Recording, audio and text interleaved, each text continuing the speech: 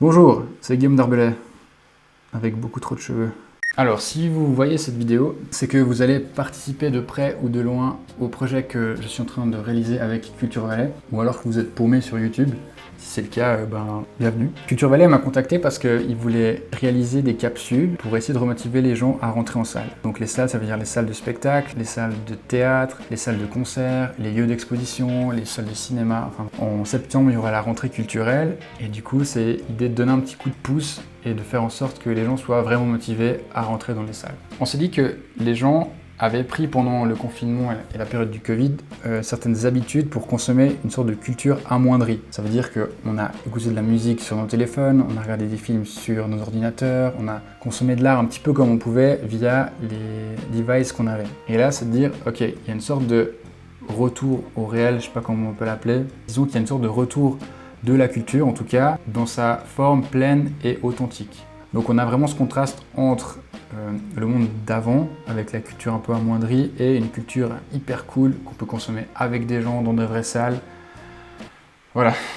On va faire 3 capsules dans lesquelles on passe chaque fois d'une situation quotidienne et on va gentiment transitionner vers une situation nouvelle où on peut aller dans des salles. Et cette transition, elle se fera chaque fois par des éléments visuels assez forts. Vous verrez, tout ce que je raconte, c'est un peu décousu. Du coup, je vais un peu galérer à expliquer tout ça, mais normalement, à la fin de la vidéo, vous aurez une vision globale.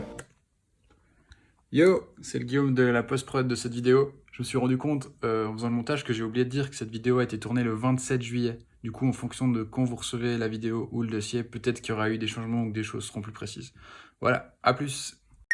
On va commencer par quelques références visuelles. Donc je vous les donne parce que justement, comme j'ai dit, ce sera très visuel et c'est important pour vous que vous ayez déjà quelques images en tête. Donc la première, c'est OK Go, c'est un clip que j'adore pour leur musique, mais aussi pour leurs idées de clips, que je trouve complètement folles. Je vous invite à aller voir si vous ne connaissez pas.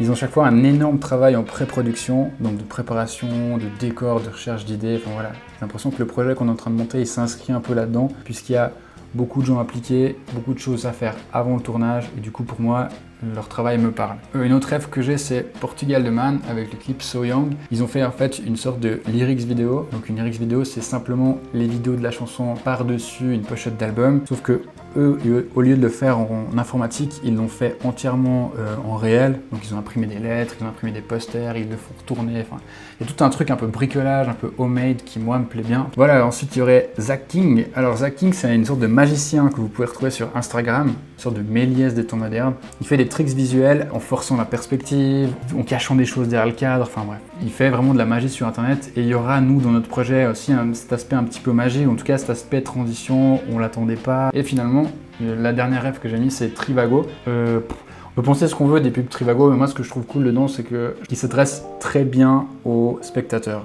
Il y a une sorte de fraîcheur dedans. C'est quelque chose que j'aimerais retrouver dans les comédiens. C'est une bonne rêve pour eux, pour savoir comment, une bonne base de direction en tout cas.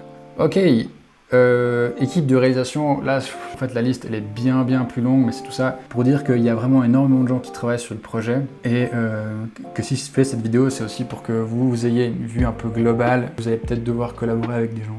Ok, on passe directement à la première capsule. Du coup, comme je l'ai dit avant, en fait, chaque fois on part d'une situation du quotidien et on va transitionner vers une situation un peu plus originale. Dans notre première capsule, on a tout d'abord une fille qui est sur son téléphone dans un bus. Donc cette capsule-là, c'est pour ce qui sera salle de concert. Elle lance une vidéo sur YouTube, elle retourne son téléphone face à elle. Du coup, démarre une pub YouTube, comme chaque fois sur YouTube.